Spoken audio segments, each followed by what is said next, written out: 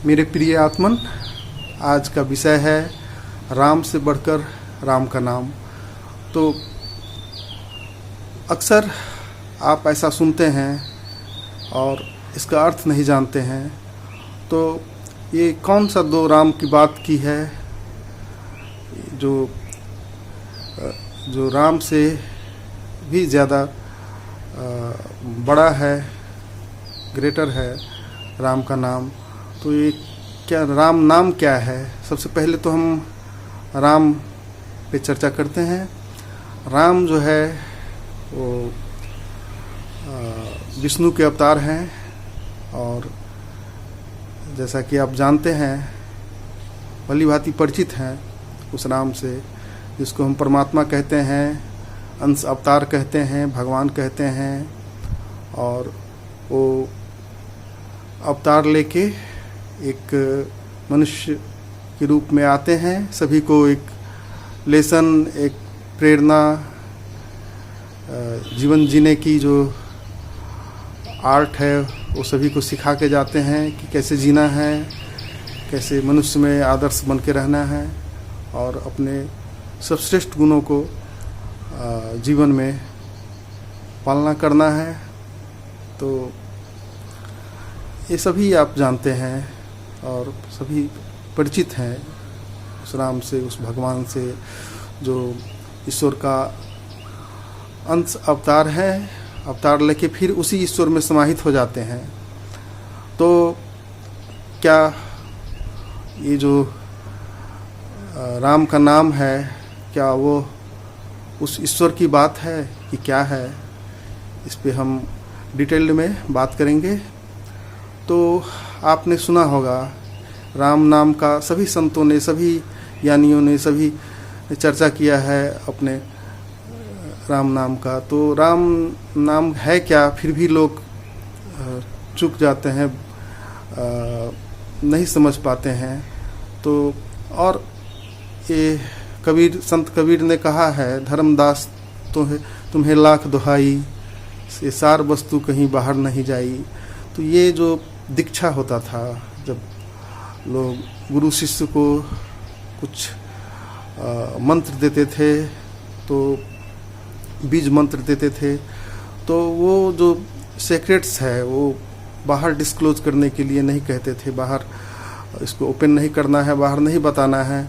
और इस तरह ये परंपरा गुरु शिष्य की चली आ रही है। और ये जो लोग, ये जो सीक्रेट्स है, कितना भी यूट्यूब, कितना भी ये ओपन हो जाए सभी कुछ, फिर भी गुरु जो है, बहुत चीज़ ऐसा है जो किताब में नहीं लिखा हुआ है, जो डायरेक्ट मैन टू मैन कहा जाता है, गुरु शिष्य को देते हैं, जो समर्पित हैं, जो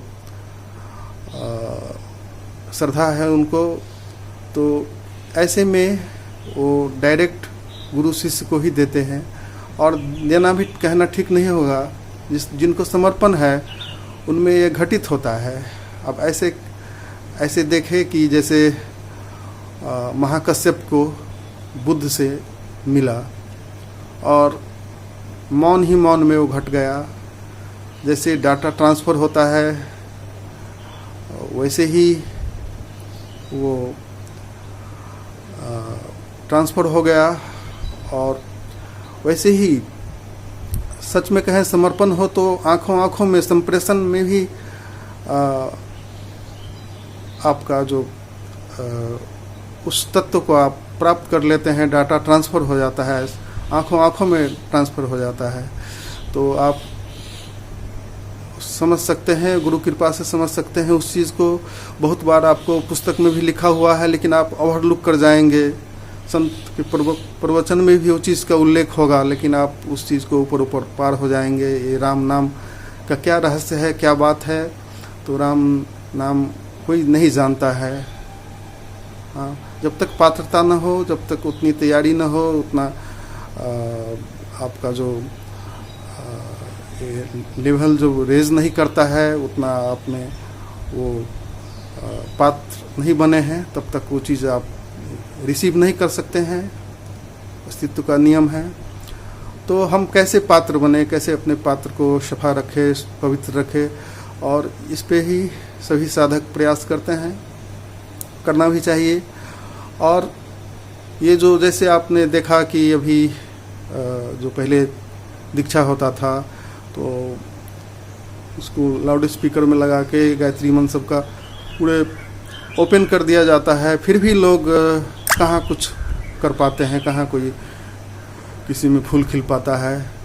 तो ये आप समझ ही नहीं सकते, और वो सीक्रेट्स ऐसे होते हैं जो आप नहीं पकड़ पाएंगे।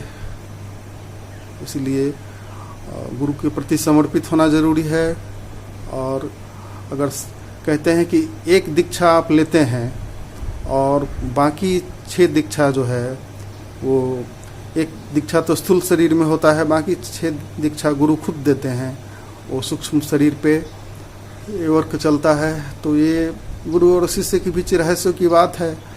तो आप चाह कर भी नहीं इसको आप डिस्क्लोज भी कर देंगे तो भी नहीं आप पकड़ पाएंगे। इसके लिए आपको साधना में ऊंचाई लानी होगी। तो आप कहीं से भी सुनेंगे, कहीं से भी पकड़ पाएंगे, उस एलिमेंट को समझ जाएंगे, उस तत्व को।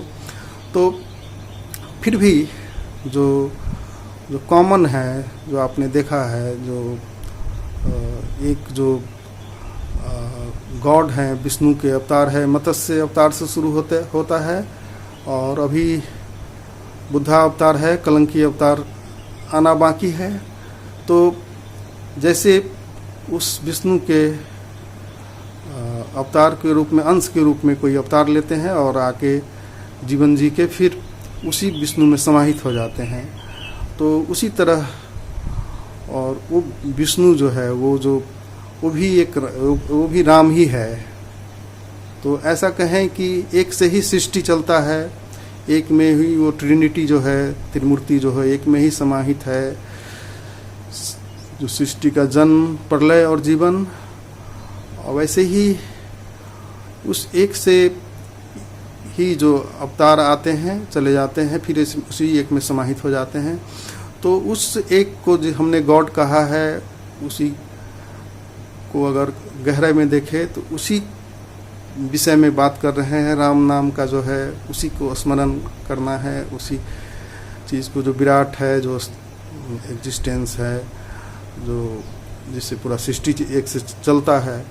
तो वही उसी की तरफ इशारा है, और वही मूल जो मंत्र है, बीज मंत्र है, तो उसको पकड़ना है।